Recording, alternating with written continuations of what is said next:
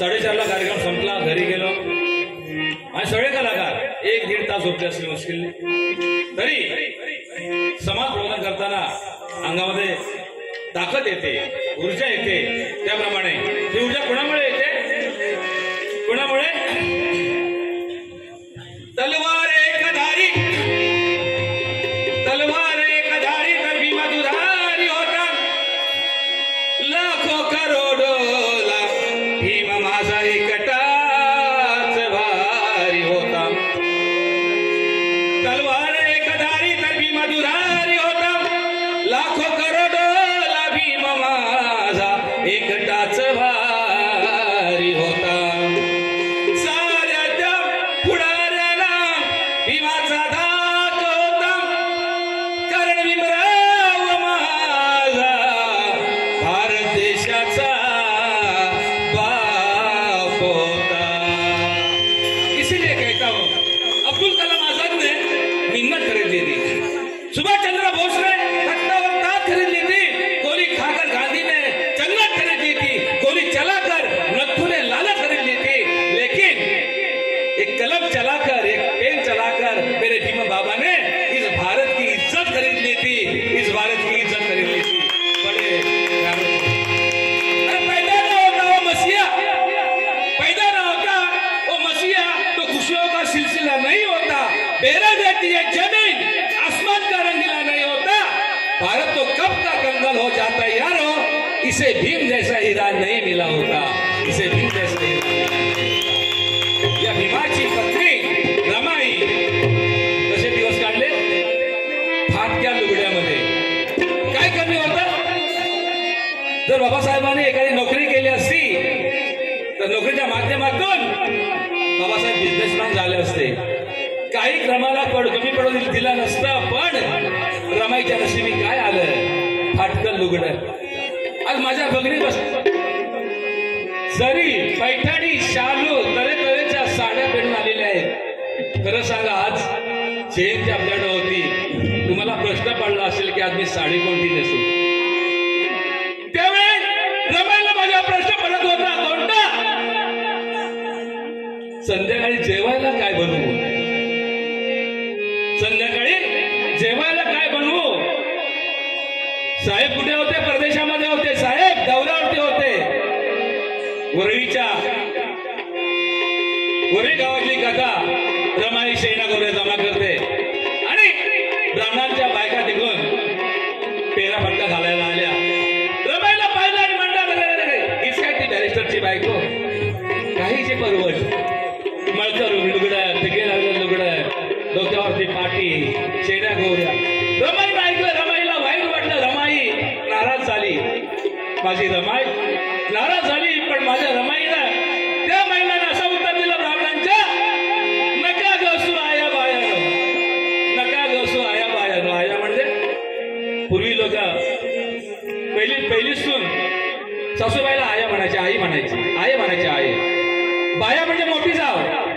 रमाईनं त्याला नातं लावून उत्तर दिलं, नका गसू आया बायानो, वनवन फिरते माळी, सेण्या गोवऱ्या जमून विकते, करते याची कमाई ग माझ्या साहेबांच्या शिक्षणासाठी हे सर्व काही, साहेबांच्या शिक्षणासाठी हे सर्व काही साडणारी माझी रमाई.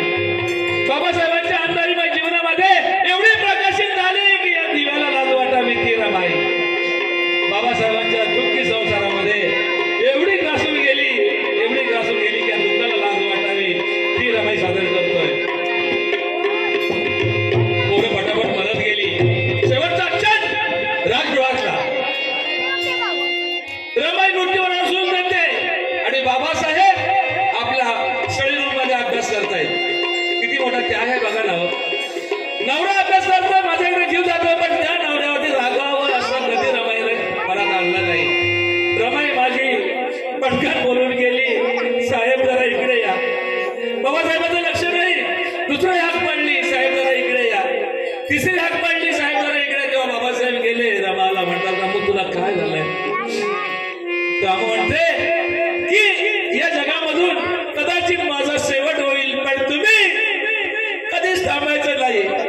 माझ्या गोरगरिबांना एवढा मोठा उद्यावर ठेवून द्यावा की येणारा जाणारा त्यांना सलाम करायला हवा होता. ती रमाई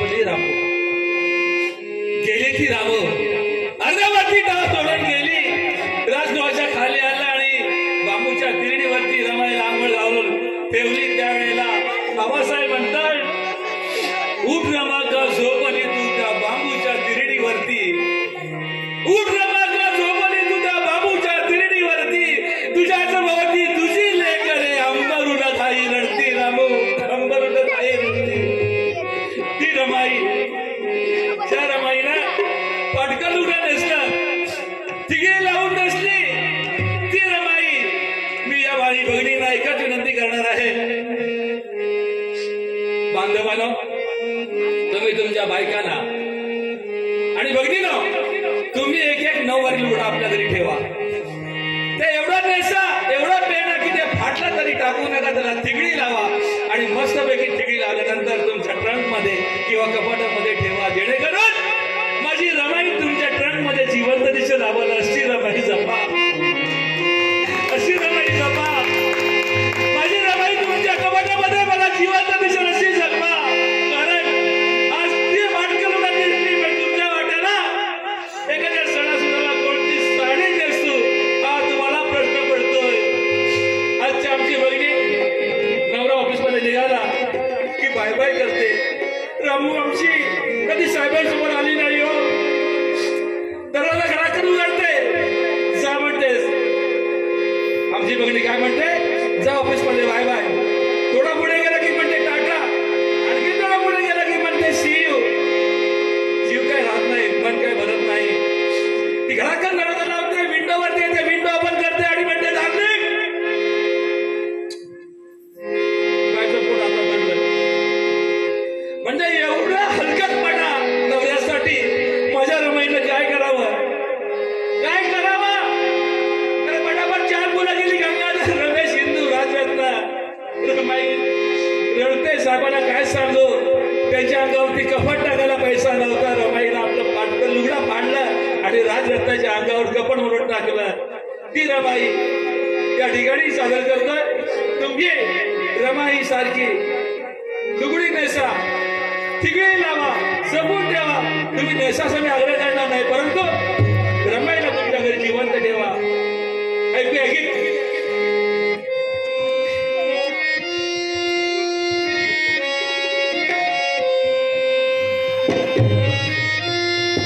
हॅलो हॅलो. रमाई बाबासाहेबांच्या पेनातली शाही झाली. रमाई बाबासाहेबांच्या पेनातली शाही झाली कारण संसार जीवनात रमानं बाबासाहेबांना साथ दिली. रमाई बाबासाहेबांच्या पेनातली शाही झाली कारण संसार जीवनात रमानं बाबासाहेबांना साथ दिली. पोटचे गोळे गमावले त्या मायेनं, पोटचे गोळे गमावले त्या मायेनं. म्हणूनच आज कोट्यान कोटीची ती माय झाली, कोट्यान कोटीची ती माय झाली. सादर करीत आहोत रमाई.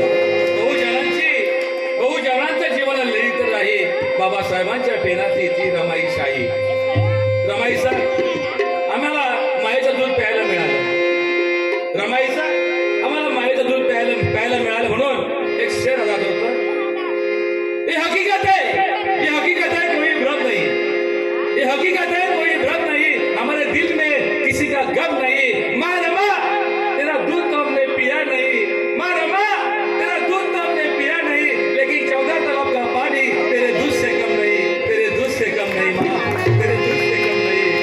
अशी रमाई चालू करूया.